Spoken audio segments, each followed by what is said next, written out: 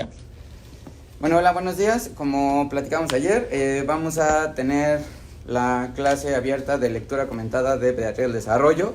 En este momento estamos discutiendo los diferentes autores. Hoy vamos a hacer una lectura comentada de este libro, que es Albert Bandura, El cognitivismo social, de Editorial Salvats. Es de la colección de Comprende la Psicología, de Ana Giardini e Hilaria Biardini. Voy a tomarlo como referencia. Les recomiendo mucho que si lo pueden encontrar, lo busquen. Estuvo saliendo en los puestos de revistas y creo que vale bastante la pena porque sintetiza de una forma bastante clara y concisa las cosas.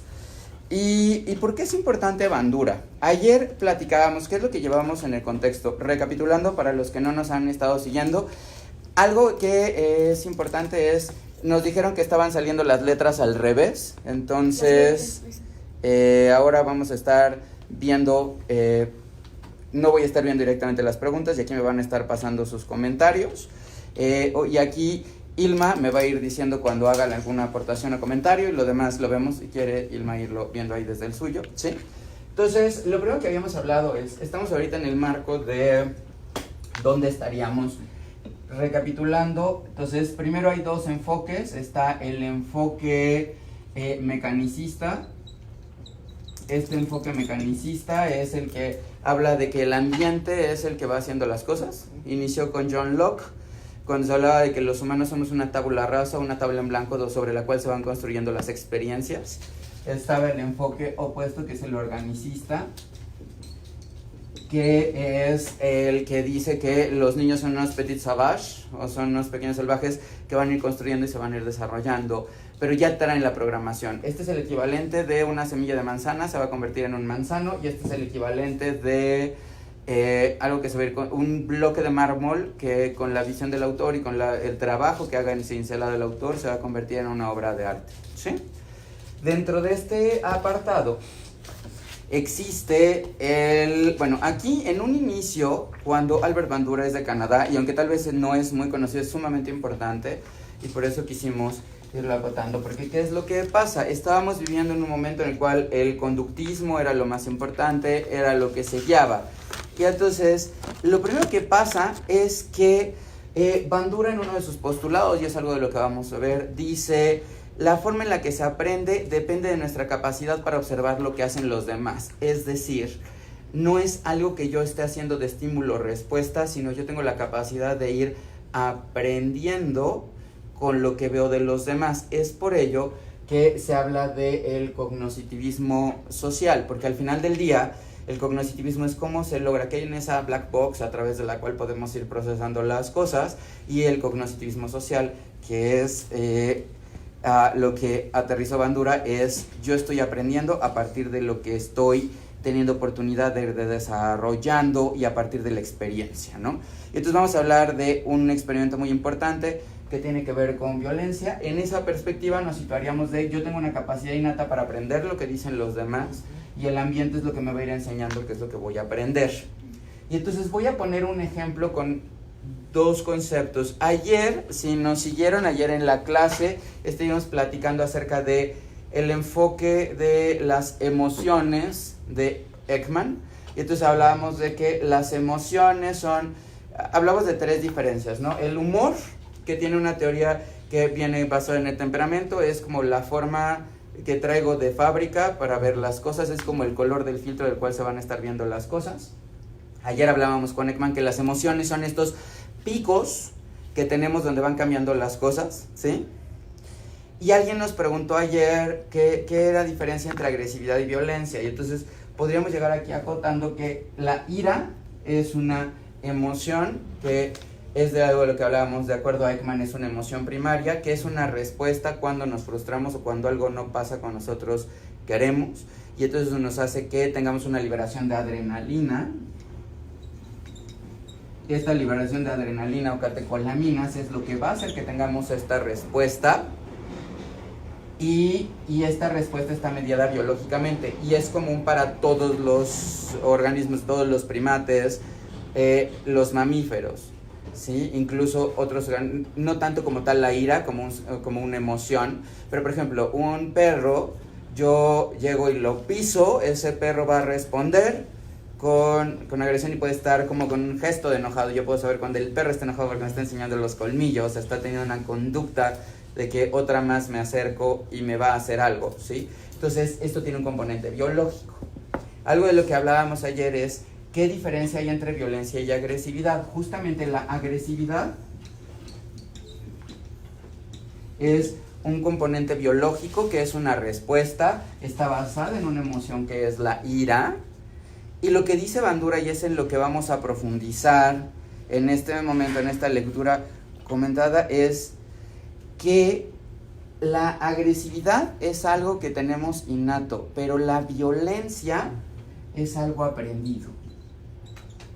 Y entonces esta parte aprendida es la que vamos a hablar de cómo las personas pueden aprender a responder de forma violenta o, de acuerdo a la perspectiva del autor, podemos tener respuestas agresivas que son aprendidas. Y entonces es algo de lo que vamos a enfocar. Y entonces hay un experimento muy importante, que es algo de lo que vamos a ir profundizando en esta parte de la lectura. Pero, ¿cuáles entonces son los 3 conceptos clave que queremos repasar ahora de Bandura? Primero es que nosotros aprendemos, pero nosotros tenemos una capacidad innata para aprender de lo que nos enseñan los demás o de lo que hacen los demás. Y entonces lo que hacen los demás es lo que modela nuestra cognición, que es el cognitivismo social como tal. Con experimentos mostró cómo la violencia era algo adquirido y es una conducta que nosotros podemos aprender a replicar a partir de lo que vemos. Por eso es fundamental lo que nosotros estamos mostrando a los niños en la primera infancia. Si yo tengo agresividad, si yo estoy viendo algo que comentábamos en un ejemplo de ayer, si el niño ve que papá llega y saluda a los hermanitos dándoles una nalgada, o dándoles un zape, o dando un palmadazo en la espalda, ese niño va a aprender que así se saluda a las personas que tengo confianza y después lo va a estar replicando. Y entonces lo que ya aprendí a hacer después lo tengo que desaprender y se vuelve complicado, ¿sí? Y otro concepto importante es el concepto de autoeficacia, que eso tiene mucha relevancia en la parte clínica o para nosotros. ¿Por qué? Porque este concepto de autoeficacia, que es un concepto que introdujo Bandura, es la percepción de la propia capacidad de controlar de manera eficaz algún suceso de nuestra vida. Es decir, ¿cuándo voy a ser autoeficaz? Y entonces aquí la primera gran pregunta que tendríamos que tener es, ¿esto que está pasando en nuestras vidas es algo que yo puedo hacer algo o no puedo hacer algo? Por ejemplo, con el coronavirus ahora, yo puedo decidir salir y estar paseando entre comillas, pero es mi decisión. Yo decido también salir con el riesgo de infectarme y no tomar en cuenta a los demás, o puedo quedarme en casa, pero ahí dentro de estar en casa es una decisión en la cual yo puedo tener, tal vez no pueda tener el control de no salir y ya estoy en casa. Por ejemplo, en el caso de un niño que no está yendo a la escuela, debe estar ahí. Pero ahí es, ¿qué tanto puedo controlar algún suceso en nuestra vida? No puedo controlar el no salir, pero sí puedo controlar el qué es lo que estoy haciendo en casa. Y entonces puedo estructurar horarios. Y por eso es tan importante. Ayer Ricardo Bucio, que es nuestro querido y admirado secretario ejecutivo del Sistema Nacional de Protección de Niños, Niñas y Adolescentes, les recomiendo que sigan esa cuenta de Twitter de Ricardo Bucio y de Cipina, estaba compartiendo una infografía donde viene qué es lo que sí puedes hacer en tu casa. O sea, puede ser que no puedas salir, puede ser que no puedas tener acceso a múltiples cosas, pero tú puedes decidir qué hacer con ese tiempo. Y si tienes programados los horarios, y entonces ayer compartí en Twitter una infografía muy bonita acerca de, ok, vamos a levantarnos a la misma hora, el tiempo que gastábamos en transporte lo podemos invertir en una actividad lúdica o en una actividad de intercambio, y no estamos en vacaciones, estamos aprendiendo. De hecho, por eso estas clases, nosotros suspendimos la consulta de pediatría del desarrollo en estos días, pero estamos teniendo clases para tener un proceso de aprendizaje conjunto y es lo que estamos compartiendo con ustedes en línea para crecer juntos. Pero entonces ahí mi autoeficacia sería, en una situación donde estoy el coronavirus, donde estoy aquí, ¿qué es lo que yo puedo tener control? Yo puedo decidir de no hacer nada o puedo decidir de hacer algo. ¿Qué tanto siento que yo puedo hacer algo y que lo que hago importa? Es uno de los procesos. Bandura es canadiense. Algo muy bonito de esta colección es de que al principio nos va narrando en todos los libros cuál fue el contexto histórico, qué es lo que se estaba viviendo en el mundo, porque no podemos entender a una persona sin el contexto en el que se vive, y esa es una de las realidades, y entonces tiene que ver qué está viviendo en Canadá en el momento en el que vivió. Y aquí, ¿cuáles son los conceptos que ya empieza a desarrollar Bandura? Y entonces uno de los puntos importantes es el concepto de función. Y entonces, de pulsión, perdón. ¿Y qué es eso? Las pulsiones viene aquí algo, dice, los seres humanos no son el vehículo de las pulsiones. Es decir, contradice de cierto sentido el psicoanálisis o las teorías psicodinámicas en esta visión de no es de que tú hagas las cosas porque tienes que hacerlas, y no es como el oráculo de Delfos que decía, ¿alguien de ustedes sabe cuál era la maldición del oráculo? ¿Cuál era la característica que tenía el oráculo en sí mismo?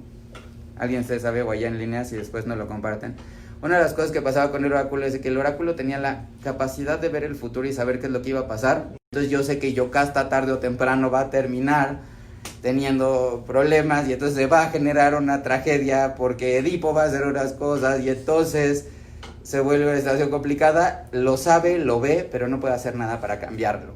Y entonces en una gran parte nosotros teníamos pulsiones de acuerdo a la tradición psicodinámica, que son las que nos invitan a hacer las cosas y que son pulsiones que no podemos controlar. Y entonces uno de los puntos importantes en la teoría de Bandura es que viene a romper este esquema de si puedes cambiar algo, no es de que lo estás haciendo ya no lo vas a poder hacer, ya es como romper este oráculo y esta determinación de tú no puedes tener como un control directo y las cosas pasan porque pasan, por cambiar en una perspectiva en la que tú no eres el que estás interpretando un guión, no eres el actor de una obra que se llama Tu Vida, en la cual tú solamente estás actuando o estás viviendo lo que ya estaba escrito. Tú eres una persona activa que estás desarrollando tu vida y entonces tú puedes decidir tu propio destino y entonces abre como un parteaguas en eso. Pese a que la naturaleza nos otorga dones muy para usarlos, todos poseemos un amplio margen de acción. Y entonces algo importante aquí se está traduciendo en nosotros tenemos este componente biológico, que es lo que tenemos, pero nosotros tenemos este componente mecanicista, que es el ambiente, nos está formando, pero nosotros decidimos. Y esto nos podría recordar algo que después, muchos años después, hablaba Seligman, que es de la clase que transmitimos la semana pasada cuando hablamos acerca de la psicología positiva, que justamente una de las características que dice Seligman es, en la vida, la felicidad o happiness tiene es una ecuación que tiene tres componentes. Uno es un componente fijo, que es lo que así es. Dos es lo que yo traigo como desde el punto de vista del ambiente, y tres es lo que hace la decisión, y es como más o menos esto, es lo que tengo fijo, que es lo que me voy a poder hacer y lo que llega como a mis límites en mis capacidades biológicas, más el ambiente, pero un elemento muy importante es la decisión, ¿no? Y entonces algo que años antes empieza a hablar Bandura es cómo nosotros podemos ir decidiendo las cosas. Y entonces habla de agresividad. Y aquí, si quieres, la que sigue, por favor. Y entonces hay un experimento muy importante que es el que hizo de Bobo. Y aquí es una invitación a, por ejemplo, si nada más puedes enseñar la captura, si ustedes simplemente si pones ahí en YouTube, okay. No vamos a mostrar el video para no estar de hecho, pero si ustedes ponen en YouTube, solo que se vea y se proyecte la imagen, por favor. ¿Puedes ponerle que se duplique la imagen? ¿Puedes ponerle que se duplique la imagen, por favor? Pero ¿cómo le pongo? ¿Alguien nos podría ayudar a que se duplique la imagen? Es donde se ve en pantalla. Bueno, no importa, pero ustedes en YouTube ponen Bobo Doll. Nada más si ustedes ponen, no pasa nada, pero si ustedes ponen, ya gracias. Si ustedes ponen, regresamos a la presentación, si ustedes ponen en YouTube Bobo Doll, les va a salir múltiples videos donde pueden ver las cosas. Y entonces la diapositiva del fondo es un resumen que hicieron. Gracias. Aquí, saludos desde Veracruz. Hola Joana y hola Jezabel. Y entonces, bueno, aquí vamos a estar compartiendo. Estoy viendo algunos comentarios desde el celular de Ilma, perdón. Pero entonces, ¿qué es lo que hizo? Y aquí voy a poner un ejemplo. Lo que mostró con el Bobo Doll, que es muy importante en esta parte de Bandura. ¿Mande? Es que no veo los comentarios. Si me lo puedes leer, por favor. Dice Nut Espinosa. Hola, buen día. ¿Qué pasaría con las conductas no aprendidas que subordinan las aprendidas? ¿Qué pasaría con las conductas no aprendidas que subordinan las aprendidas? Eso justamente no es tanto aquí. Eso que acabas de decir, César Lozano diría, lo importante no es lo que te pasa, sino lo que haces con lo que te pasa. O sea, estas conductas que están subordinando y que están manejando lo otro, eso específicamente lo estaríamos viendo con otros autores. Acuérdense que ahorita estamos tratando de ver como en temas, ¿qué es lo que pasa con estas conductas? Traduciendo a lo que estamos tratando de hablar y en el enfoque de este autor, las conductas no subordinadas, o sea, esta es parte de conductas no subordinadas, sería, en estadística sería el equivalente de las variables independientes, es decir, son cosas que pasan porque pasan, que estaría en el capítulo organicista, y las conductas subordinadas son las que están producidas por lo que no podemos controlar o cambiar, y entonces ahí es algo importante. Perdón, ahorita estamos probando para que sí puedan llegar a leer estos textos de las diapositivas que redactaron a partir del libro que les comenté, y les recomiendo mucho que lo lean, vale bastante la pena. Pero entonces, ¿qué es lo que trató el experimento de Boboto? ¿Me prestan por favor el borrador? Perdón de que hoy está más técnicamente complicado. Ojalá que me pueda ayudar Alfonso a que podamos ver las cosas. Gracias. Aquí, ahí están aquí. Entonces, las conductas no aprendidas que subordinan es lo que comentábamos, ¿no? Gracias. Entonces, aquí, por ejemplo, ¿qué es lo que trató con este Bobo Doll? Lo que pueden poner en YouTube es Bobo Doll. Y en videos va a salir los experimentos. Bobo Doll Experiments. Y pueden ver más a detalle múltiples videos. Pero ¿qué es lo que se trató? Este experimento, el primer experimento, lo que demostró aquí Mandura es que el comportamiento que puede ser agresivo puede ser modelado. Y entonces, ¿qué es algo modelado? Es de que es algo que puede ser aprendido por imitación. Y esto es bien importante para todos los docentes, profesionales de la salud, mamás o papás que nos están viendo. Esto es bien importante. ¿Por qué? Porque lo que está diciendo aquí es: tú estás modelando el comportamiento de tu hijo a partir de lo que está viendo que tú haces, y eso en especial es importante en los primeros 5 años de vida. Y entonces piensa cómo reaccionas ante las cosas, porque la forma en la cual tú reaccionas es la forma que tu hijo está aprendiendo para reaccionar después, porque lo que está hablando Bandura, ojo, no es la única teoría. Como hemos visto, nuestro enfoque en pediatría del desarrollo es ecléctico. Ahora todo va a estar girando en torno a esta teoría y en este punto de vista, pero hay un concepto muy importante que es: nosotros estamos modelando el comportamiento y los patrones de conducta de nuestros hijos. Si yo soy una persona que le digo, oye, ¿te gusta la lechuga? Por ejemplo, a mí me toca en consulta, ¿no? Llego y les digan, oigan, ¿y te gustan las berenjenas? Y mamá dice, ¿verdad que no te gustan las berenjenas? El niño está aprendiendo una respuesta social de, y entonces el niño va a hacer exactamente lo mismo. Entonces, hay que tener en cuenta eso. Hay que decirle a papás, checa cómo te comportas con... Es muy importante que vayas con amigos, suponiendo que no estuviera el coronavirus, pero es muy importante que estés con tus amigos, que convivas, que interactúes. Pero la clave es de que tú le enseñes a tus hijos que tú estás interactuando, porque tu hijo está aprendiendo de ti cuando te va a interactuar con otros de una forma positiva y como tú quieres que interactúe. Si tú llegas y le dices a las personas, oye, güey, o dices palabras así, o llegas y pegas, o llegas y das zapes, como adulto le estás enseñando a tu hijo que esa es una forma correcta de saludar a las otras personas, y después lo puedes desaprender. Si tú, por ejemplo, le enseñas a tu hijo que está bien que las personas se den zapes, nalgadas o lo que sea, después lo va a estar retribuyendo. Si tú tienes algo que es un juguete, por ejemplo, tú tienes aquí y estás jugando con tu Lego de adulto, y tu Lego de adulto, llega el niño que agarraría así, no, es mío, y se lo haces para acá, le estás enseñando que una forma de comportamiento en el niño es mío, y lo agarro. Entonces nosotros vamos a ir modelando este tipo de conductas a partir de lo que se está viviendo. Y aquí, de todas maneras, no alcanzo a ver los comentarios. Sí, mejor aquí, que puedes estar aquí de este lado y me vas ayudando cerca, no tan cerca. Pero entonces, ¿qué es lo que trataba el estudio de violencia o agresividad de Bandura? El primer punto fue en niños de edad preescolar, y eso es muy importante. ¿Por qué? Porque estamos hablando de edad preescolar.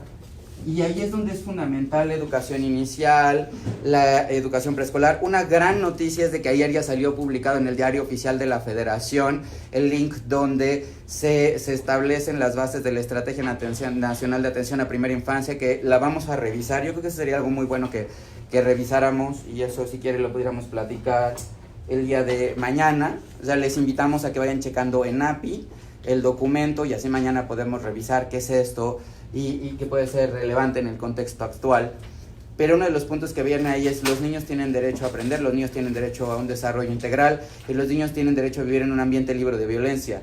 Y algo importante es el vivir libre de violencia. No solo es porque la violencia y el estrés crónico cambia los circuitos cerebrales, sino también es esa violencia, es porque el niño está aprendiendo así. Queremos queremos romper el círculo de la violencia, tenemos que actuar con los niños para que los niños dejen de estar modelando su conducta desde edad preescolar en un comportamiento violento. ¿Y cuál es la base de esto? Bandura. Por eso yo les invitaría a que chequen este video de Bobo. Todas las personas que nos hablan acerca de violencia lo hacemos. No les muestro fragmentos porque, de hecho, con la película de la semana pasada me mandaron de Facebook una notificación de que no puede estar violando derechos de autor, por eso no hemos hecho lo de películas.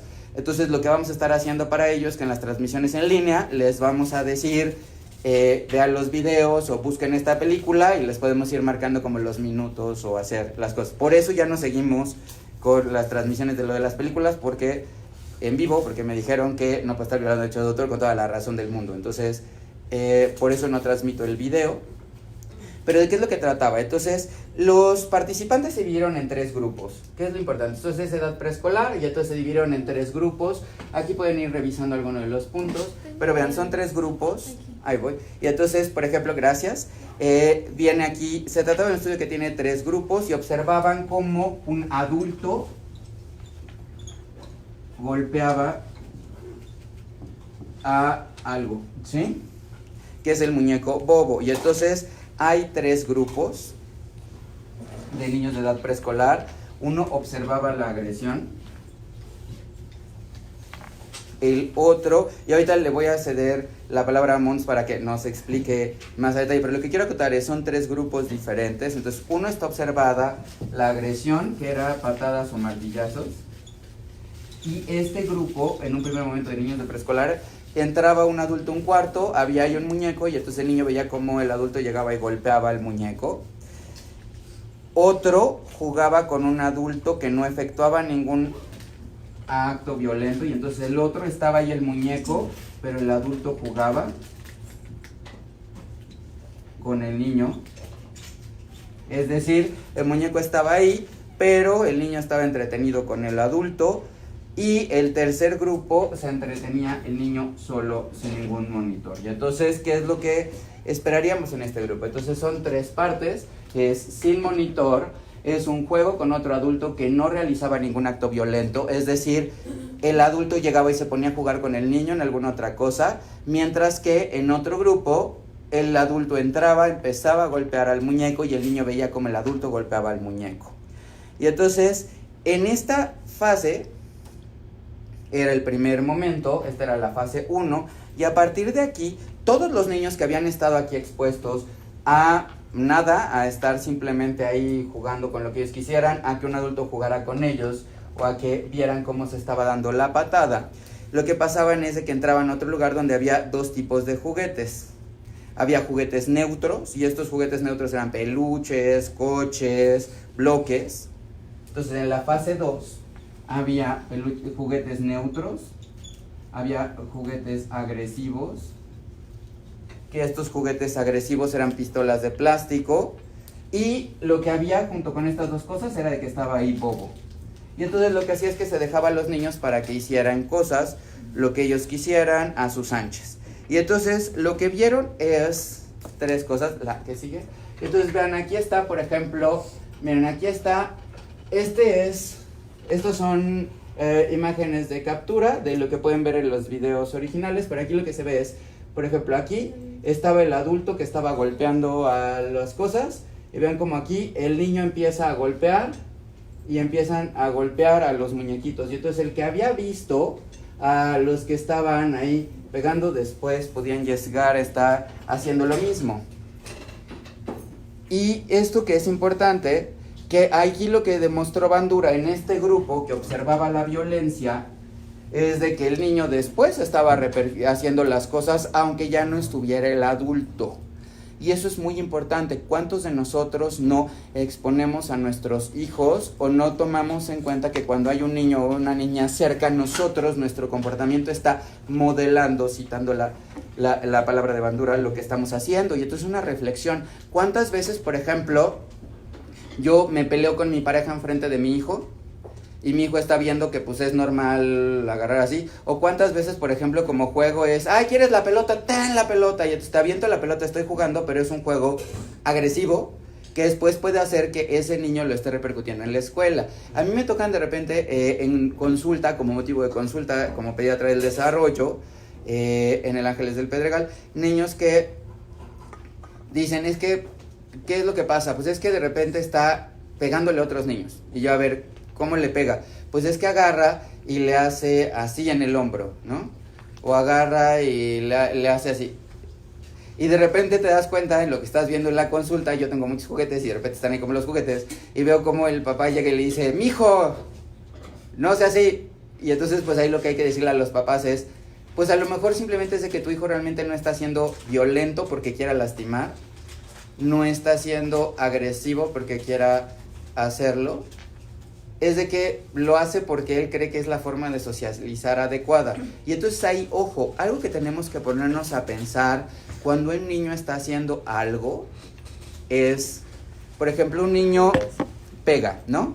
O sea, pongo este ejemplo del niño pega. Entonces, lo primero que yo tendría que preguntarme con el niño que pega ¿es agresividad o es violencia? La agresividad, esta agresividad tiene siempre una causa. O sea, hay algo que pasó que generalmente es la frustración y la agresividad es la expresión de la ira y es una situación biológica que tendríamos que ayudar a que el niño aprenda a controlar y a causar de forma positiva. Ojo, ¿sí? Pero, por ejemplo, para agresividad, muchas veces el niño está haciendo esta agresividad y ahí es donde podemos tener diferentes estrategias. Algunas de ellas nosotros como profesionales de la salud, médicos, que pueden ser farmacológicas, y habría que preguntarnos, ¿realmente existe algo en la química del cerebro del niño que esté predisponiendo a la agresividad?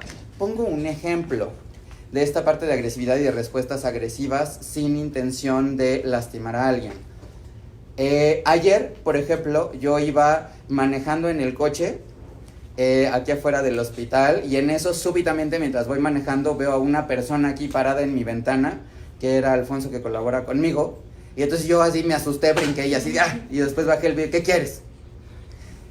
El que le contesté que quieras no es porque quisiera ni gritarle, ni ofenderle, ni nada, simplemente fue una respuesta de que uno va caminando en la Doctores en su coche y de repente ves un sujeto aquí, no piensas, es una bella damisela o es un bello caballero que viene a regalarte un talismán protector contra el coronavirus. La verdad es que no piensas eso y dices, ya valí, ¿no? Entonces ahí lo que pasó fue que tuve un evento inesperado, ese evento inesperado hizo que tuviera un rush de adrenalina y ese rush de adrenalina hizo así, ¿el qué quieres? Y casi le faltó contestarme, pero no me hables feo, y yo pues no me asustes, ¿sí? Pero ahí lo que pasó fue que tuve una conducta agresiva en respuesta a un estímulo. Pero a veces, pónganse a reflexionar en esto, préstame tantito tu celular.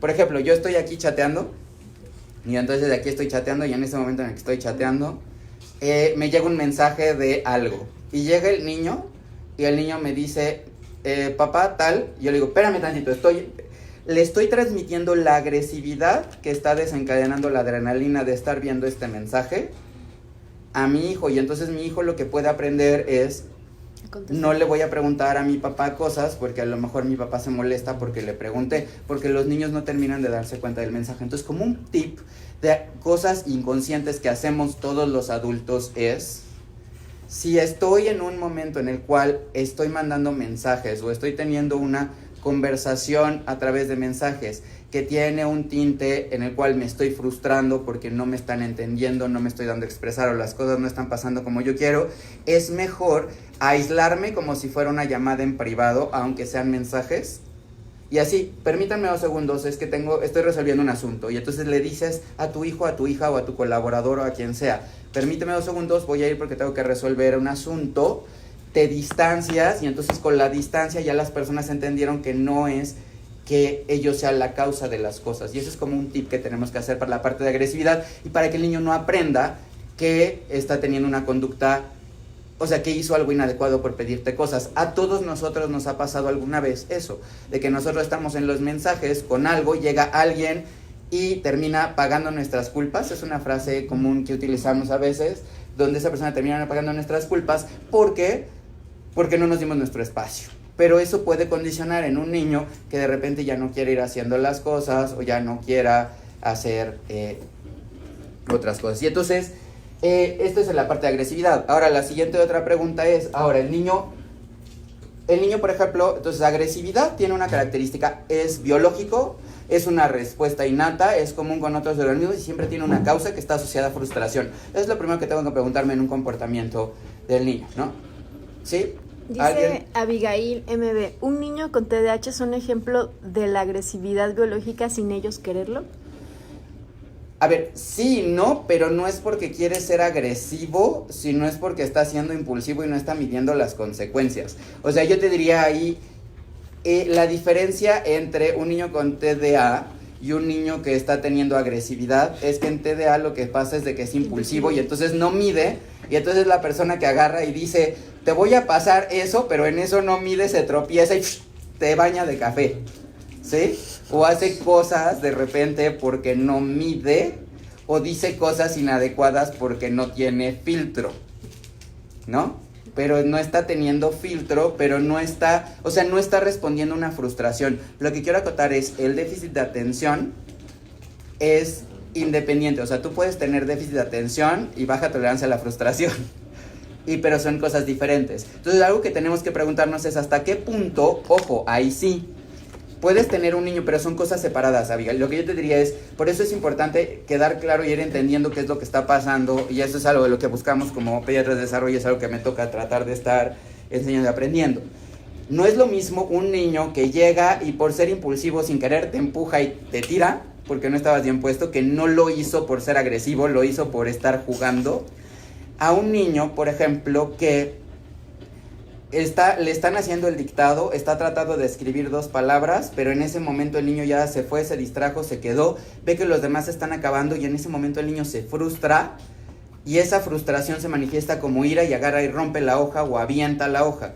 Pero eso no está dado por el trastorno por déficit de atención, es decir, no es una neurobiología del trastorno por déficit de atención, es una consecuencia de que el niño se está frustrando y está manifestando la ira, ¿sí? O sea, la agresión siempre hay un evento desencadenante si es agresión, y aquí yo pongo un ejemplo y es donde voy a diferenciar de las otras 2 partes, que es donde ya hablaríamos de la violencia.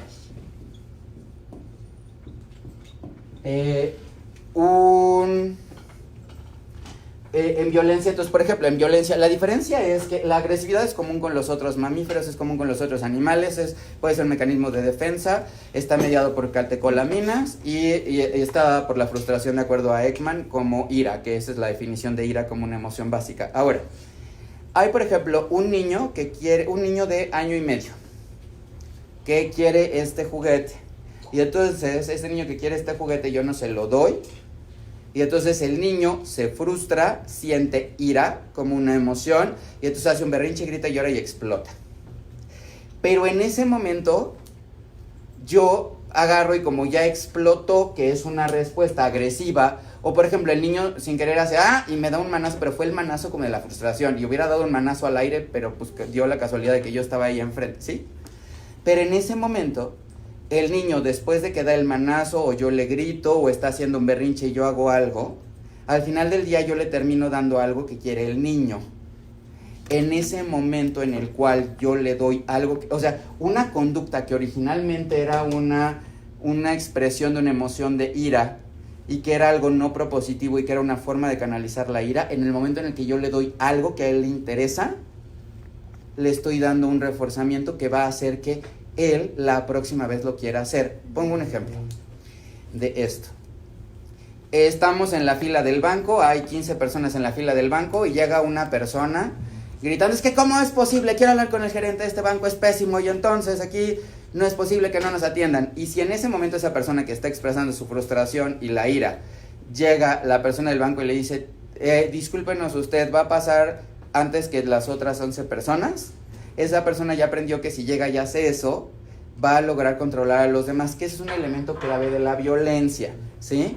Y entonces, ¿qué diferencia hay entre agresividad y violencia? La violencia, 1, es un comportamiento humano, de acuerdo a los autores de violencia. 2, tiene un fin de ejercer control y ya está, o sea, estás pensando que estás haciendo algo para obtener algo, ¿sí? Y entonces, pongo este ejemplo, un niño que hace el berrinche y mamá le da lo que quiere o papá le da lo que quiere. En ese momento, la siguiente vez, el niño ya no va a ser agresivo. La siguiente vez, el niño ya lo va a ser violento porque lo está haciendo consciente de que si se tira al piso llora y aguanta llorando 30 segundos, le van a dar lo que quiere. Y entonces ahí, yo algo que les digo a papás es, ¿qué tip tenemos? Uno, tienes que tener muy claro qué es lo que estás dispuesto a dar, qué es lo que no estás dispuesto a dar. Esa es la parte 1. La parte 2, ¿hay un comentario? Sí. A ver, si quieren irme mostrando Sandy ahí. Romo. Pero si quieren, enséñame, nada más es que yo soy más de leer. A ver, acá está. Hola, Sandra Luz Hernández. ¡Ay, Sandrita Luz Hernández! Saludos desde Campeche, los extraño mucho, saludos y se les quiere mucho desde Campeche. Sí, todas las clases van a estar cada vez que se pueda y lo que estamos haciendo es dejar los videos y los pueden ir consultando después. Y vamos a estar transmitiendo el día de hoy solamente esta clase porque tengo un curso, pero mañana vamos a estar tocando otros temas. Desde Sandra Luz, de Sandy Romo, ¿cómo combatir la agresión cuando un niño ha desarrollado el habla y tiene 4 años? Te diría lo mismo, Sandy. Cuando un niño no ha desarrollado. Por eso, cuando un niño no ha desarrollado el lenguaje, es justamente el ejemplo que iba a dar ahorita. O sea, más allá de que tenga 4 años o no tenga 4 años, o sea, un adulto. Ejemplo, puede ser que no haya desarrollado el lenguaje, pero sea tu pareja, la pareja de alguien, una persona desconocida y llega y empieza a hacer, ¡ay, cómo es posible que estas cosas sean así! Pues es lo mismo. Lo peor que puedes hacer con una persona que está enojada es llegar y decirle, a ver, tranquilo, porque no me digas que me tranquilo, si estábamos más enojados. Lo peor que puedes hacer es eso, es literal echarle leña al fuego y además en un aire enriquecido de oxígeno, o sea, vaya ahí donde explota. Entonces nunca lo hagas, ¿sí? Por ejemplo, niño que no habla, niño que habla o que está haciendo berrinche, entonces en ese momento lo que tendrías que hacer es, por ejemplo, el niño está en el berrinche, primera vez que hacen el berrinche, lo que yo les digo es, imagínate tú que tienes tu tableta, y entonces está tu tableta o tu celular, y entonces se te traba el programa, y estás refresh, y pues sigue ahí, se tarda muchísimo más tiempo. Ese es el equivalente de, ya cálmate mi vida, pues no me voy a calmar, ¿por qué me voy a calmar si no me das lo que yo quiero? Y entonces otra vez, pero ya cálmate mi vida, y entonces, sí, cada vez que le decimos ya cálmate, tranquilo, respira, no sé qué, medita, mira, no pasa nada, le estamos haciendo refresh en la ventana, ¿sí? Si tenemos un programa que está trabado, ¿qué es lo que tengo que hacer? Lo tengo que cerrar y abrirlo otra vez. El equivalente de cerrar y abrir es, yo siempre les digo a los papás, la mejor herramienta para controlar los berrinches es tener un frasco de burbujas alrededor, ¿no? Y entonces, por ejemplo, el niño está haciendo sus burbujas, reglas básicas para manejo de berrinches, citando en esta parte de agresividad para no pasar a violencia. Lo primero es como el Perseo y la medusa. Si volteas a ver a los ojos a la persona, ya valiste. Si la persona ve que le estás viendo, sabe que tiene tu atención y va. Entonces, la clave es, por ejemplo, vamos a suponer que Alejandro, que está aquí, que es un pediatra del desarrollo que está con nosotros, empieza a hacer un berrinche. Lo peor que podría hacer es que Alejandro sienta que yo lo estoy viendo, porque si Alejandro sienta que lo estoy viendo, entonces va a empezar a actuar diferente. Entonces yo tengo en mi rango de visión a Alejandro aquí y estoy viendo lo que hace, es decir, tenemos que estar al pendiente de que el niño no vaya a aventarse por las escaleras a hacer otra cosa. Lo estoy viendo, pero lo tengo aquí, pero no siente que lo estoy viendo, ¿sí? Esa es la parte 1, o sea, siempre tengo que estar al pendiente de mi hijo. 2, en ese momento puedo agarrar, por ejemplo, unas burbujas, y entonces saco las burbujas y empiezo a echar burbujas, así, para que casualmente, y las aviento y le soplo, o si tienes un ventilador lo pones para que apunte, para que las burbujas le empiecen a caer cerca de la cara del niño, y entonces el niño va a tener 2 opciones, o sigue en su berrinche o empieza a ver la burbuja. Tú no lo estás viendo y el niño dice, ajá, mi mamá, mi maestra, o mi formador, se está pasando bomba y yo estoy aquí en el berrinche. El niño va a hacer una pausa. Si en ese momento le dices, ay, sí, mira, mi niño, las burbujas, bye, perdiste. Lo que tienes que hacer es seguir echando las burbujas para que el niño solito deje de hacer eso, venga y busque las burbujas y así puedes hacer como el switch. O por ejemplo, si tú sabes, si las burbujas no le llaman la atención, lo que puedes hacer es, en ese momento, el niño está haciendo como un berrinche y agarras y dices, ok, regla básica, el niño llega y te pega, le tienes que decir así, no, pídemelo bien. Un error común con los niños o con los adultos es que nosotros tenemos que moldear la conducta, y ese moldeamiento de la conducta es de lo que se da a partir de la interacción, y es algo de lo que hablábamos con Bandura, ¿no? Si yo, por ejemplo, el niño viene y me dice, dame, haz tal, y le dices, no, en este momento no puedo, llega, te da un manazo, y le dices, a ver, así no, pídemelo bien y te vas a esperar 5 minutos, y el niño llega a los 2 segundos, y llega y te dice, mamá, ¿me das? Y tú le dices, te dije que 5 minutos, el niño va a decir, a ver, decídete, ¿qué es lo que quieres? Te lo pido de mala si no me lo das, te lo pido de buena si no me lo das, a ver, ¿sí? Entonces tenemos que ser coherentes.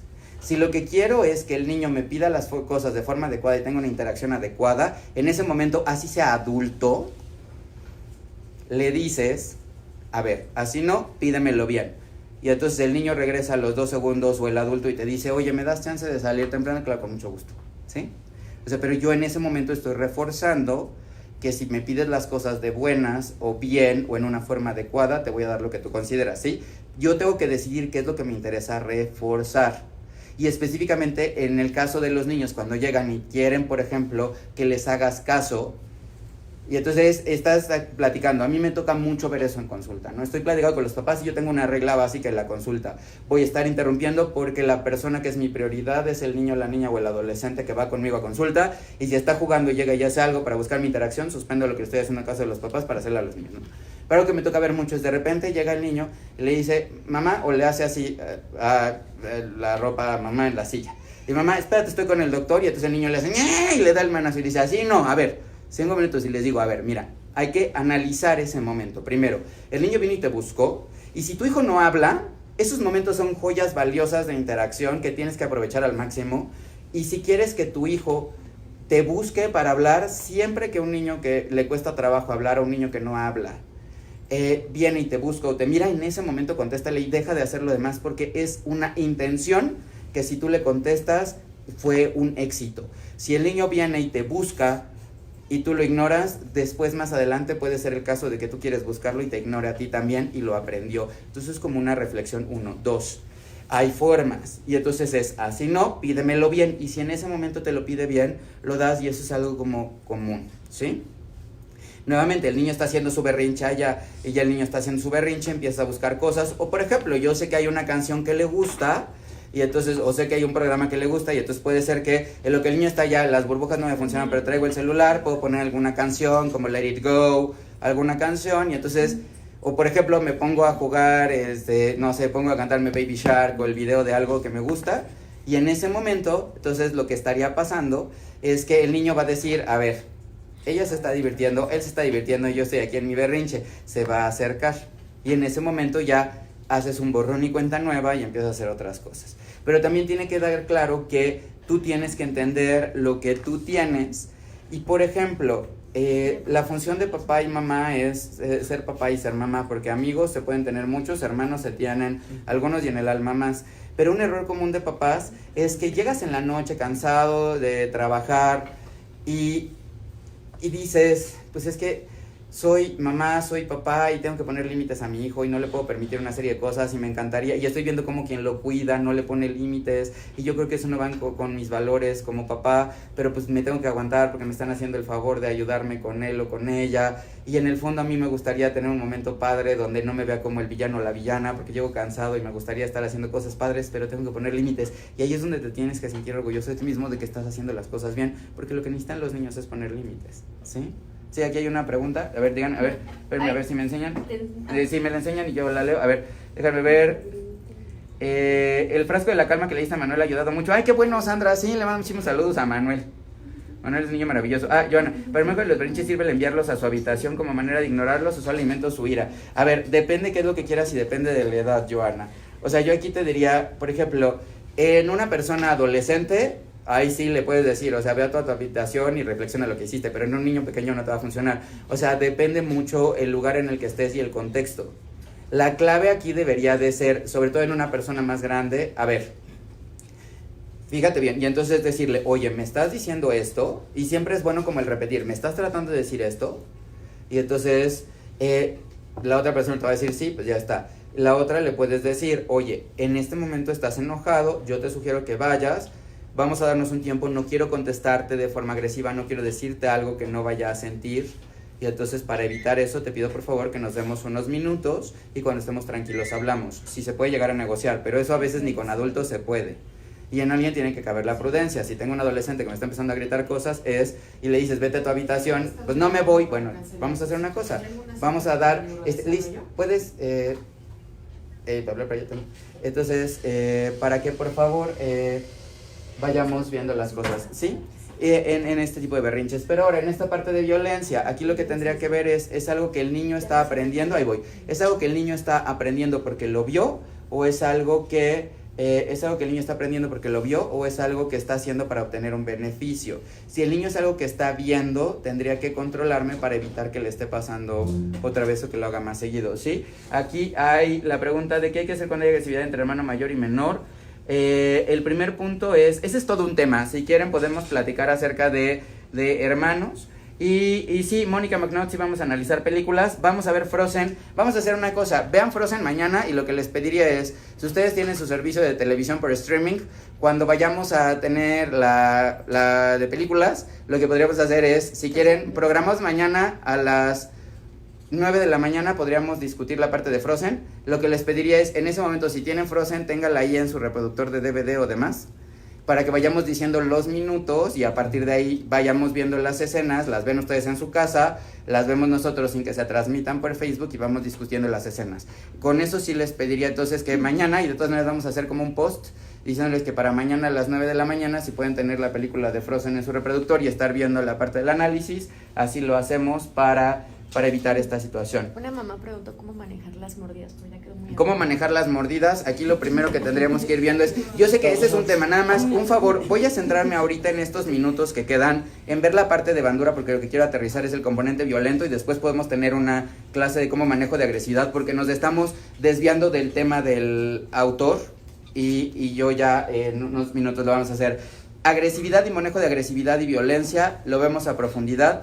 Mañana, y mañana en todo caso no sería la revisión de un autor, porque ahorita me quiero enfocar en estos minutos en lo que me falta discutir de bandura para hablar de violencia. Entonces mañana lo que podríamos hacer es a las 8 de la mañana tener una clase, mañana no sería una lectura comentada acerca de agresividad y de violencia, y ahí respondemos esta parte entre hermanos y manejo específicamente de conducta. Ahorita retomo la parte de bandura, digo, todas sus preguntas son muy valiosas, mañana las retomamos, porque lo que me interesa aquí entonces dejar claro es, lo que mostró a través de la evidencia de Bobo, es que, ¿qué es lo que encontró entonces? Por ejemplo, ahí está, el grupo 1, que fueron los niños que habían visto lo que habían hecho, imitó el comportamiento agresivo sin que estuviera alguien ahí, ¿sí?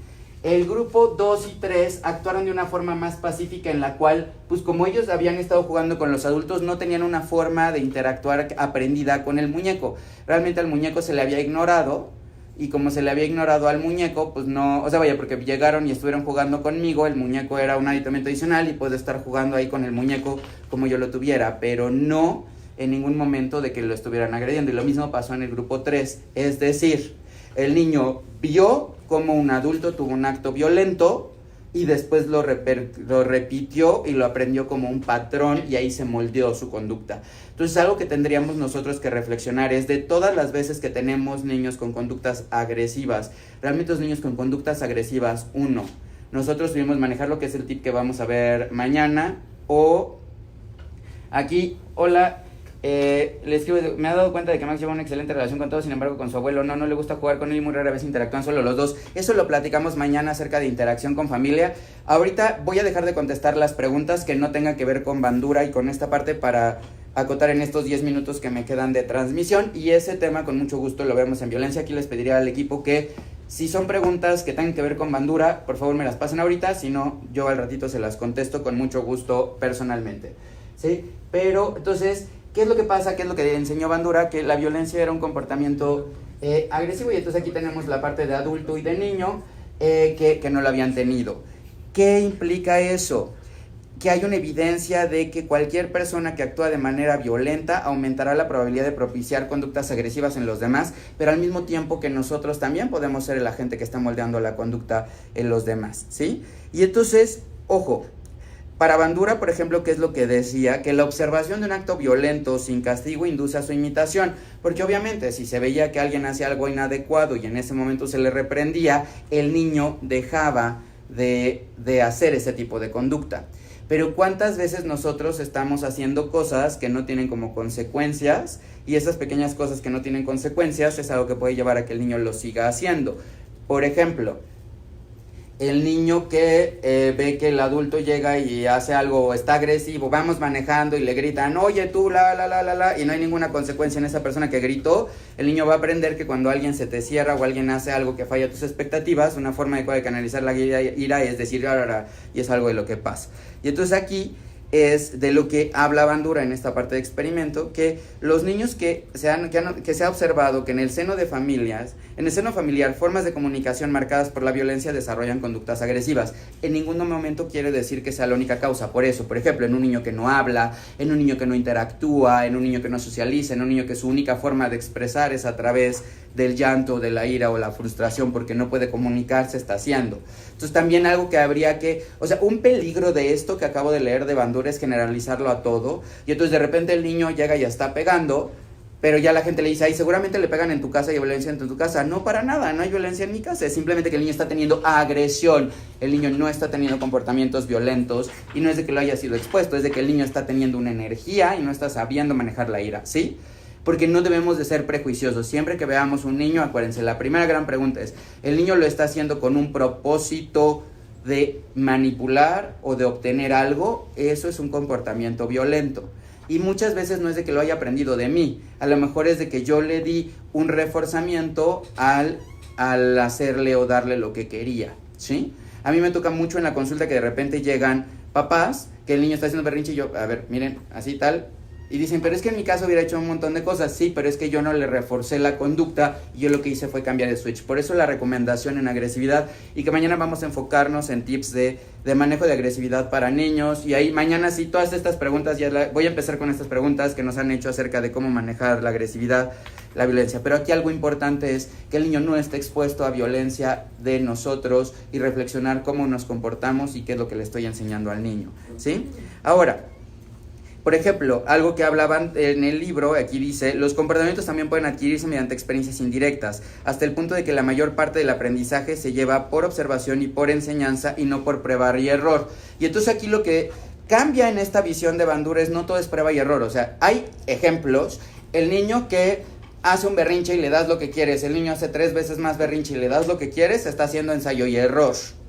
Esa es una forma de comportarse y puede ser una causa de violencia, y ahí tendría que reflexionar qué es lo que está ganando el niño cuando hace lo que hace y cómo puedo quitarle ese valor para disminuir esa conducta. Por ejemplo, de repente el niño llega y le dice a mamá, dame tal cosa. No, por favor, no. Es que quisiera ir al mercado de madres porque pues si tuviera otra mamá que hubiera estado 2 horas antes conmigo, en vez de estar trabajando me lo daría. Te rompe el corazón y se lo da. Pero ahí el niño no lo está diciendo desde el fondo de su corazón, el niño no quiere ir al mercado de madres. Y en todo caso ahí lo que habría que decirle es, mira, yo sé que tú quisieras ir al mercado de madres, yo no porque te amo con todo mi corazón, eres mi hijo, pero pues así es, yo soy la mamá que te tocó y pues ni modo.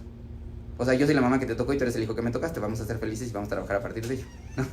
Así, yo por eso les digo a mis pacientes, la vida no es justa, si la vida fuera justa yo tendría cabello y te haría lo que quieras, yo no tengo cabello y tú no puedes hacer lo que tú quieres. Y entonces los niños se ríen y les queda claro que pues la vida no es justa porque Toño no tiene cabello, ¿no? Entonces, vaya, es importante esto de ir aterrizando las cosas. Y entonces aquí, después lo que nos habla, entonces, es de que, por ejemplo, habla de que aunque los pensamientos no son invisibles, podemos conocerse de manera indirecta y podemos estar viendo qué es lo que está tratando de pasar. Y aquí, por ejemplo, lo que habla Bandura es de que cada uno de nosotros puede aprender observado de alguien que, mediante el comportamiento y la aplicación de cierta situación en ciertas circunstancias, que va a tener consecuencias, ¿no? Y entonces, por ejemplo, aquí lo que hablaban, y una de las diferencias en la visión de Freud y de Bandura, que menciona la autora, es Bandura entonces los comportamientos agresivos, entendido agresivo como esta parte de ya lo estoy haciendo por algo. El concepto de agresión de Bandura sería el equivalente del concepto de violencia que vamos a profundizar más como un comportamiento humano que está replicando, ¿sí? Pero entonces aquí es un comportamiento agresivo, induce imitación, puede ser aprendida mientras la observación de otros modelos, mientras Freud es la catarsis permite reducir tendencias agresivas. Lo que está diciendo Bandura es, si quieres evitar tendencias agresivas, evita que tu hijo, tu hija o las personas están expuestos a comportamientos agresivos o cambia tus patrones de comportamiento, ¿sí? Sí, claro. Entonces, sí, fuerte para que se oiga, por favor. Si partimos de este punto que aprendemos por lo que vemos y por ensayo y error, entonces si damos juguetes violentos o programas violentos, ¿lo estás reforzando? Ese es justamente uno de los puntos que hablaba ahí. A ver, aquí tiene que ver con el contexto. Definitivamente lo que tendrías que tener claro es que los juguetes que le des a tus hijos deben de ser compatibles con tus valores. Y si tus valores son, a mí no me interesa que esté normalizando la violencia u otro tipo de actividades, pues no juegas con juguetes violentos y hay muchas cosas que puedes hacer y que son respetables, ¿sí? De la moda lo que te acomoda. Ay, es que todos los niños están jugando Fortnite. Padrísimo, qué bueno que todos los niños juegan Fortnite, pero mira, no es compatible con nuestros valores por A, B, C y D, pero tienes que ser coherente, ¿sí? Si tú le dices a tu hijo, no juegues Fortnite porque la violencia y los balazos son negativos, pero tú tienes colecciones de tiro y te estás yendo a hacer tiro, o sea, habría que reflexionar realmente que seas coherente con lo que dices. Uno de los grandes problemas que tenemos es la desensibilización, porque si tú estás expuesto viendo las cosas, después ya eso ya no te genera ningún tipo de respuesta. Uno de los retos, y es algo de lo que platicábamos en el tema de videojuegos, si alguien de ustedes nos está siguiendo y no vio la clase de videojuegos de la semana pasada, algo de lo que ahí acotábamos es, por ejemplo, en videojuegos violentos. El punto de los videojuegos violentos es que a veces se vuelven tan realistas los videojuegos que te cuesta trabajo defender la realidad de lo que no es real, pero lo estás viendo y tú lo puedes sentir como real con respuestas biológicas, y eso te puede hacer que tengas comportamientos agresivos. Pero también al ver que es virtual puedes decir eso no pasa nada o empezar a tratar de hacerlo en la vida real. O sea, son situaciones complejas que no tienen una respuesta única. Lo que diría ahí es, tiene que ser, 1, respeta las etiquetas de margen de edad, ve los avisos en las series y los programas, porque ahora por definición tienen que venir arriba qué es lo que tiene escenas de sexo explícito, violencia, exposición a tabaco y demás. O sea, lee lo que está diciendo y ve si eso es compatible con tus valores, ve los programas o los juegos que están viendo si son compatibles para lo de tus hijos, y aunque tenga la edad, pero si no es compatible con tus valores, le dices pues es que no, porque no va con nuestros valores, por esto, esto y esto, pero es mejor darles herramientas de que sepan por qué no, ¿sí?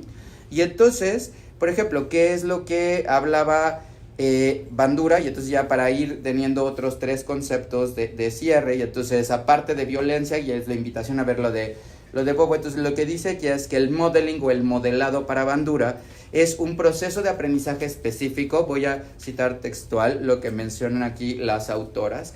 Dice, es un proceso de aprendizaje específico según el cual el comportamiento del observador puede cambiar en función del comportamiento de otro individuo, en cuyo caso actúa como modelo. Es decir, este modelo podría ser importante en el aula, ¿sí? Si yo, ¿cómo reacciono yo como docente cuando me preguntan algo? Si, por ejemplo, yo docente o figura de autoridad, alguien me pregunta algo y yo le digo, ay, esa pregunta es ridícula o me burlo o algo peyorativo, estoy siendo un modelado y entonces ese niño va a empezar a hacer ese tipo de comportamientos burlones, porque la autoridad le enseñó que se puede hacer. Por eso tenemos que tener mucho cuidado en las cosas. Y eso también tiene que ver con cómo nos expresamos en nuestras redes sociales y qué es lo que estamos haciendo en las redes sociales si están expuestos nuestros hijos a ello. Porque puede ser que estén viendo cómo estamos respondiendo a diferentes circunstancias y después lo quieran hacer de forma similar, ¿sí? Y entonces, por ejemplo, viene aquí que de acuerdo con la teoría del aprendizaje social, entonces ya pasamos de violencia a otro de los conceptos, entonces que es modelado, y en este modelado y en el aprendizaje social,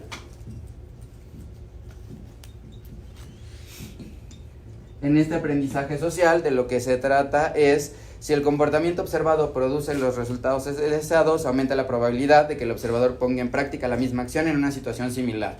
Por ejemplo, el niño ve cómo la mamá dice, o el papá así de, es que no es posible esta fila tan larga y necesito que me pasen más rápido. Y lo pasan, el niño iba en el carrito del súper y lo vio, entonces le va a aplicar a la mamá de, y entonces si obtiene los mismos resultados ya lo aprendió, ¿sí? Y entonces después habla de que algo de lo que pasa es de que el éxito de aprendizaje por observación requiere 4 elementos de acuerdo a Bandura. Y entonces aquí es ir propagando nuevos patrones de comportamiento. Uno de los elementos que habla Bandura es, para que yo aprenda de los demás y para que moldee mi comportamiento, necesito tener un proceso de atención, que es un tema que vamos a tocar más adelante. Para quienes nos sigan en mi página de Dr. Antonio Rizzoli, hace algún par de meses dio una clase, el año pasado, en la Marina acerca de atención, y ahí habla de todos los procesos de atención. Más adelante podremos hablar de este tema, pero ahí pueden ir viendo el video de atención en la clase que di a los estudiantes de la Marina. Pero tienen que ver ahí, para que aprenda socialmente tengo que poner atención. Si no tengo una atención suficiente, no lo voy a hacer. Y algo que vamos a tocar mañana va a ser día de más clases, y mañana vamos a platicar de Bowlby y acerca de la teoría del apego y de Mary Ainsworth y Mary Main. Y una de las cosas que tiene que ahí es, para que yo pueda aprender, y que ponga atención, citando esta parte de las teorías, tengo que estar en mi sistema de exploración, tengo que sentirme tranquilo y con capacidad de aprender. Si estoy estresado, si tengo miedo, si siento que algo va a pasar, no voy a estar aprendiendo tan bien y eso me va a bloquear mi capacidad, porque voy a estar en el sistema de apego, voy a buscar que alguien me ayude a disminuir la ansiedad, o voy a buscar algún tipo de acciones para disminuir la ansiedad, pero no voy a poder aprender. Tengo que sentirme bien para estar en mi sistema de exploración. La otra es la capacidad de memorización. Y esta capacidad de memorización tiene que ver con recordar lo que habíamos prestado atención. Menciono otras dos cosas, que es el proceso de recuperación del comportamiento, de reproducción, perdón. Y entonces este proceso de reproducción del comportamiento tiene que ver con traducir las imágenes que se encuentran en nuestra memoria de un comportamiento para convertirlas en una forma apropiada en una acción que copie la observada. Y entonces muchas veces el niño ve algo, pero no ve toda la secuencia completa o no ve lo que está pasando y lo repite de esa forma. Por eso, por ejemplo, es tan complicado los mensajes de WhatsApp. Hay un video que les pediría, y si en redes o ustedes nos ayudan a buscar, porque no sé cómo se llama, pero es un video que es, y ese ya lo había comentado la vez pasada, para que me ayuden a buscarlo, si encuentran el link y lo comparten. Es un video que hicieron unos chilenos, que es una discusión, entendida discusión como un intercambio de argumentos entre dos personas, el mismo texto en WhatsApp y el mismo texto en persona. Y los desenlaces son radicalmente opuestos. No me acuerdo cómo se llama el video, pero eso lo que traduce es, ojo, cuando tú estás hablando en WhatsApp, tú interpretas los mensajes de acuerdo a cómo tú los mandarías o de acuerdo a lo que tú verías. Y estás reproduciendo el comportamiento dándole la entonación que tú le darías a los mensajes, no a lo que te está mandando la otra persona. Por eso se vuelve caótico. Porque tú interpretas los mensajes con base en cómo tú lo dirías para lo que tú lo harías. Y si tú puedes hacer mensajes y mandarías mensajes en tono agresivo, pues la otra persona lo va a interpretar en tono agresivo, ¿no? Yo por eso, por ejemplo, le digo a todos los papás y mamás que van conmigo a consulta, mándenme mensajes por WhatsApp, estoy para servirles, pero yo soy muy parco, o sea, contesto ok o demás, pero no es de que no me importe, es de que soy muy puntual en las cosas, ¿no? Pero sí es parte del proceso de... ¿sí cómo se llama? Les mando el link. Sí, el problema de los mensajes de texto. Se llama el problema de los mensajes de texto, ya lo encontraron. Ahí es una recomendación. Para esta parte de la reproducción del comportamiento, un buen ejemplo es este video que pueden poner en YouTube. Y ahorita les pasamos el link ahí por la página. Y les pediré a ustedes que lo vean ahorita en lo que yo me voy a las actividades. Porque se ve. Y entonces, ojo, ¿se puede aprender sin reproducir un comportamiento? Sí. Pero muchas veces la forma en la cual nosotros reproducimos los comportamientos es a partir de lo que nosotros pensamos que se estaría haciendo con la persona con la que se está trabajando. A ver, sí es ese video de los mensajes de texto, sí es ese video. Es una invitación a que lo vean, porque habla de por qué es importante, o sea, por qué hay problemas en los mensajes de texto, y de acuerdo a Bandura, una forma que puedo explicar es por la parte de reproducción. Ahora, el otro es la motivación, y entonces, ¿qué tengo que tener en motivación? En la motivación es qué es lo que me va a mover para hacer las cosas. Y aquí las personas no lleven a cabo lo que aprenden si no media alguna motivación. Y por eso es fundamental la motivación. ¿Qué es lo que motiva? Y entonces, ¿qué es lo que puede llevar a un nuevo comportamiento? Uno es la percepción de autoeficacia, que es algo de lo que hablábamos. Un gran problema que se tiene en adolescentes o en adultos jóvenes es que no saben por dónde empezar y no saben cómo afrontar la tarea porque tienen miedo de que sean capaces de realizarla, y entonces su autoeficacia es la que está en crisis, y si no sienten que puedan llegar a ser eficaces, es como una profecía autocumplida, es decir, voy a terminar haciendo justamente lo que yo no quiero que me pase, pero es lo que estoy haciendo que me pase, ¿sí? Y entonces aquí algo importante que tendríamos que trabajar con nuestros adolescentes es la autoeficacia, pero también con los papás. De repente hay papás increíbles que dan la vida por sus hijos, que están haciendo muchísimas cosas, que además trabajan no porque quieran, sino porque lo tienen que hacer, pero se empiezan a sentir mal porque el mundo les dice, es que qué tal que no eres buen papá, es que qué tal que no eres buena mamá, y empieza a cuestionar tu autoeficacia. Entonces, este es un componente clave para hablar con papá y con mamá, de cómo, pues, o sea, si su hijo ha llegado a estar en donde están y han llegado a ser quienes son, es porque son autoeficaces. Simplemente a veces hay que hacer adecuaciones y ver cómo son las cosas. Si yo me siento desmotivado, siento que lo que está haciendo no está sirviendo de nada, voy a tener problemas a largo plazo, ¿sí? Y entonces, según Bandura, el aprendizaje por observación se basa en reciprocidad social y la capacidad para interactuar con los demás. Y entonces esta capacidad para interactuar con los demás y reciprocidad puede tener un conflicto. ¿Qué es lo que pasa? Que, por ejemplo, si yo tengo problemas para entender lo que están sintiendo los demás, si tengo una situación de empatía, puede ser que me cueste trabajo el entender en este tipo de aprendizaje de reciprocidad social, y podemos imitar muchas cosas. Por ejemplo, si ustedes ven en la película de Frozen, mañana platicaremos en esta escena, hay un punto en el cual se ve como Elsa está imitando los regaños que hace su papá, o el dedito así de ñi, ñi, ñi, ñi, ñi. Ese dedito es un aprendizaje social de un comportamiento en un aspecto específico. Y entonces otra de las cosas que comenta es que en un nivel superior hay un modelado abstracto en el cual el aprendizaje no es una reproducción aburrida de lo que se ve, o sea, no es literalmente yo reproduzco y vomito lo que tengo, sino voy, se siente, se puede leer, y entonces donde viene la emoción, viene el trasfondo, qué es lo que estoy haciendo, por qué lo estoy haciendo, qué es lo que me está llevando a ello. Y entonces ahí es donde viene el ingenio humano. Y en resumen de ese capítulo, lo que menciona la autora en este libro de Bandura es: el aprendizaje por observación se produce cuando la atención del observador se dirige hacia un modelo que debe de ser evaluado como positivo e interesante, que es lo que da la valencia afectiva. Es decir, si yo quiero que mi hijo vaya viendo esto, tiene que ser algo que sea positivo e interesante, y que da la oportunidad de apreciar un comportamiento determinado, que es la prevalencia. Es decir, hay una valencia afectiva, que es algo que me llama la atención. Hay una prevalencia, que es que estoy viendo el comportamiento, y se revela eficaz, es decir, obtengo algo que quiero, que es lo que habla del valor funcional. Y cuando existe la capacidad de recordar y recuperar el modelo, algún tiempo de la situación apropiada. Entonces, resumiendo, para que se pueda dar este aprendizaje por observación, algo que tendríamos que ir planteando siempre en un comportamiento de lo que está aprendiendo o de lo que quiero que se haga, son 3 cosas, recapitulando: la valencia afectiva. Yo siempre les decía, cuando daba clases de anatomía, yo siempre les decía a mis alumnos: mira, vamos a hacer una cosa. Tú me puedes preguntar de cualquier cosa que yo te explique de anatomía, para qué sirve o para qué te va a ser de utilidad eso. Y si no te puedo contestar, entonces ya lo dejo de enseñar y ya no lo vamos a aprender.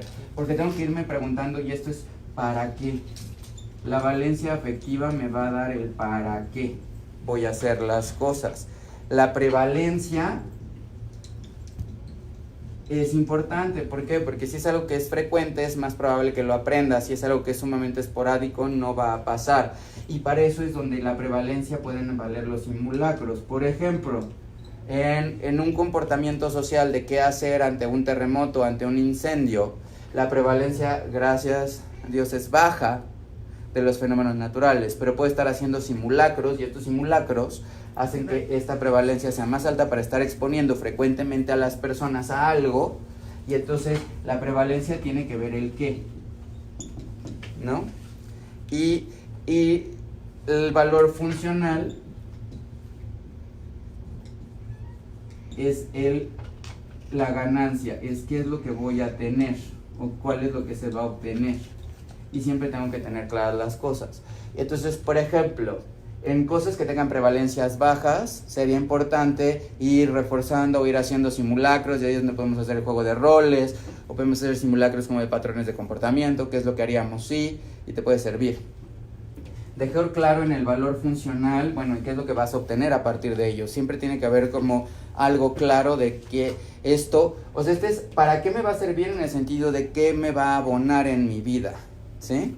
O por qué lo voy a hacer, y este es para qué lo voy a hacer. Tal vez sería una forma más clave de expresar aquí el por qué lo haría. Pues porque es importante para mí, porque voy a desarrollar cosas. Y aquí qué es lo que voy a obtener o para qué lo voy a hacer, sería una forma tal vez más compatible con el autor. Sí. ¿Es como la pirámide de la metacognición? Tiene que ver con la pirámide de la metacognición, sí, pero, o sea, un proceso metacognitivo sería, me voy a poner a reflexionar esto. O sea, esto es metacognición. Si lo hago yo, es un proceso metacognitivo. O sea, el proceso metacognitivo es el pensamiento del pensamiento. Yo tendría que pensar y yo tendría que hacer este proceso y esta reflexión metacognitiva en mí, de, por ejemplo, a ver, quiero que mi hijo aprenda a escribir. Entonces, lo primero que tendría que hacer es, a ver, hablar con él para darle una valencia efectiva por qué es importante escribir, y eso puede servir para que puedas llegar a comunicarte, para que puedas llegar a hacer otras cosas. O sea, ¿para qué te va a servir? ¿Sí? O sea, ¿por qué es importante que lo hagas? ¿qué es importante hacerlo? Por ejemplo, ahora la prevalencia puede estar baja en este momento en el cual estamos como en vacaciones o no son vacaciones, pero el niño lo ve como vacaciones, se levanta tarde y demás. Por ejemplo, en un ejemplo, ¿por qué es importante levantarte temprano? ¿Qué es lo que quiero que aprendas? En este aprendizaje de observación, primero, yo tengo que poner el ejemplo y me voy a levantar temprano. ¿Por qué es importante que nos sigamos levantando temprano? Porque no son vacaciones y porque en sí no tendríamos por qué desvelarnos algunos días y levantarnos tarde otros días. Y es importante que tengamos sueño todos los días porque eso nos va a permitir rendir mejor, para tener un pico adecuado de hormona de crecimiento y un pico adecuado de cortisol y de hormonas. La prevalencia, si yo solamente me levanto tarde en los fines de semana o en las vacaciones o cuando no trabajo, pues me va a estar rompiendo las cosas. Si lo hago muy seguido, cada vez que no hay clases, me va a estar alterando una rutina. Y entonces aquí lo que queríamos hacer es que la prevalencia debería ser todos los días, nos vamos a levantar a la misma hora, a las 6 de la mañana, la diferencia es, y nos vamos a dormir temprano. Y lo que haríamos en la noche lo podemos hacer temprano, y entonces si te desvelas viendo 2 horas de caricaturas, las puedes ver en la mañana, y te levantas a las 6 y las haces. ¿Y cuál es la ganancia que vas a tener? De que vas a empezar a dormir mejor, vas a estar más descansado y al final del día si te duermes temprano y te levantas más temprano, ese tiempo que queda libre va a ser para que hagas lo que tú consideres pertinente y la ganancia es que cuando entres a la escuela otra vez no te va a costar trabajo. Y entonces estas son como las conclusiones de algo de lo que están hablando y otros temas que después habla en el autor que valdría la pena que lo vayan viendo es acerca de la agentividad y aquí solamente quiero resumir cuál es el concepto de agentividad. Es que tengo un curso, pero nada más terminamos en este punto y para seguir viendo los conceptos de Bandura. Y entonces, ¿qué es la agentividad? Un punto importante con la agentividad es que es la capacidad de actuar, de ser activo y de transformar nuestro entorno. Es la capacidad para llegar a nuestros objetivos concretos. Y entonces nosotros podemos influir en los acontecimientos de nuestra vida y formar pase, aunque tenemos imprevisibilidad y falta de control. Por ejemplo, ahora es un buen ejemplo de agentividad. Nosotros normalmente tenemos consulta, damos las clases y hacemos actividades.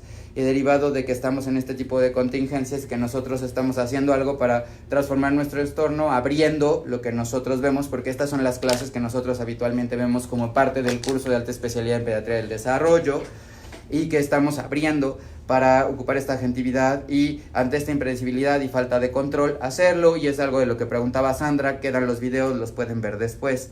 Y entonces ahí la agentividad personal, y ese es un tema que deberíamos de ir viendo en este momento, es aprovechar las oportunidades por las estructuras sociales y explotarlas. Y entonces ahora es donde podemos estar en contacto. Hace 20 años esto hubiera sido irreal y hace 20 años hubiera sido una cuarentena encerrados en nuestra casa sin hacer nada. El día de hoy, por ejemplo, podemos estar en contacto, podemos estar aprendiendo a través de los videos, podemos hacer estructuras, podemos estar intercambiando.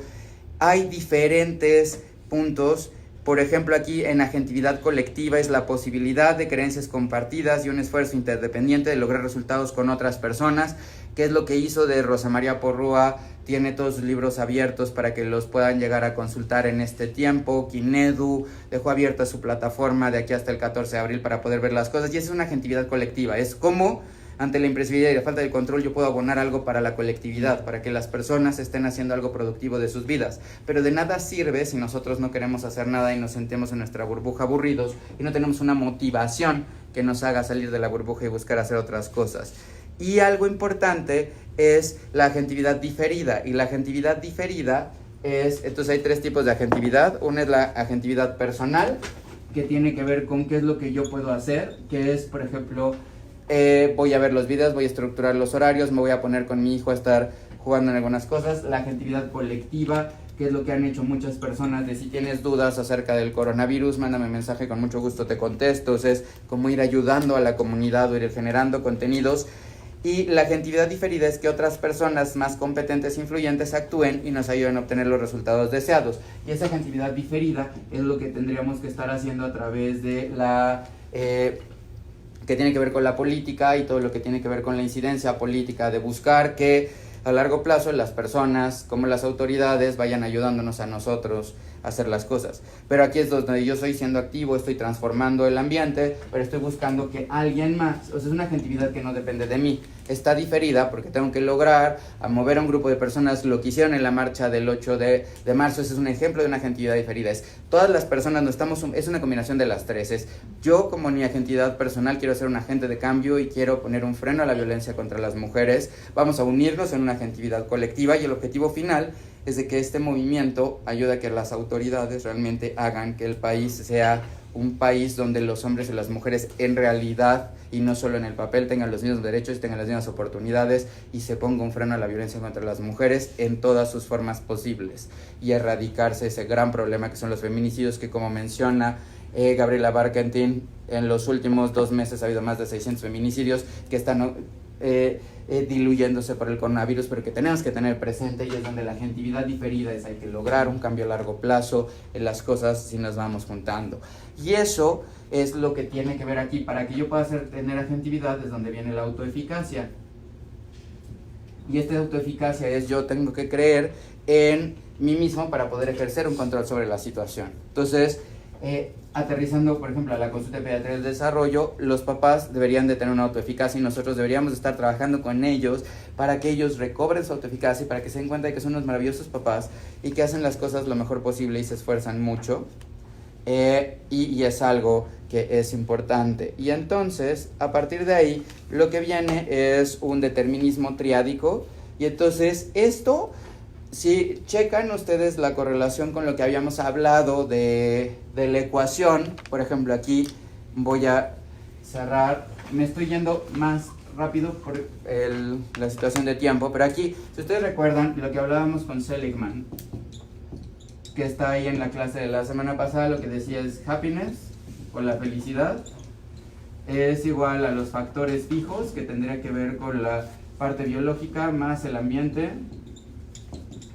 más la voluntad, que es el componente de lo que hago, ¿sí? Aquí lo que nos dice Bandura es, hay 3 componentes. El componente 1 es el personal interno, y este personal interno es lo que tengo yo cognitivo, lo que tengo emocional, lo que tengo biológico, y esto influye en mi comportamiento,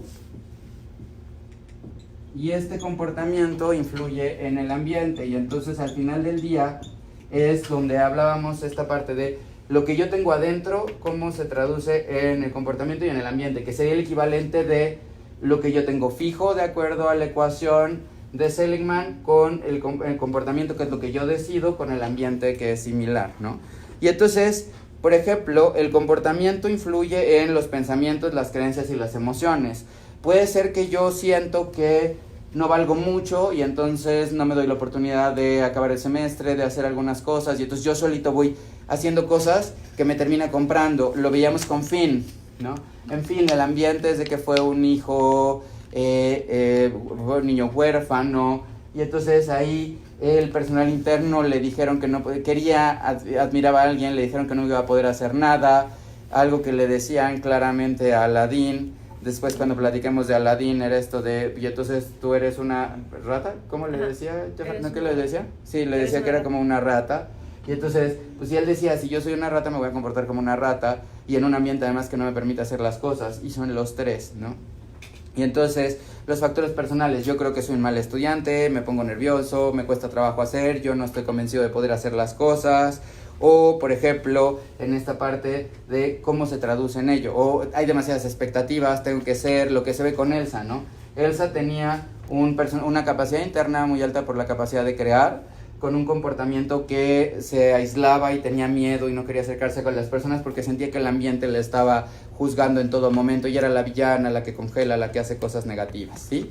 Y entonces, algo de lo que habla aquí es de que este determinismo triádico es, de acuerdo a Bandura, nuestro comportamiento, lo que nosotros hacemos, es un modelo de causalidad que tiene una influencia recíproca entre el personal interno, que es cómo yo me veo a mí mismo, cómo me comporto, que es lo que muestro hacia los demás, y hacia el ambiente. Y entonces con esto cerraríamos la parte. Les recomendamos que lean más a detalle la parte de Bandura. En otro momento lo tocaremos cuando hablemos de la parte moral, con su concepto de laxitud moral. Espero que les haya sido de utilidad. Y entonces mañana lo que estaríamos viendo es a las 8 de la mañana veríamos una clase acerca de manejo de berrinches, violencia y agresividad, ya enfocado hacia agresividad.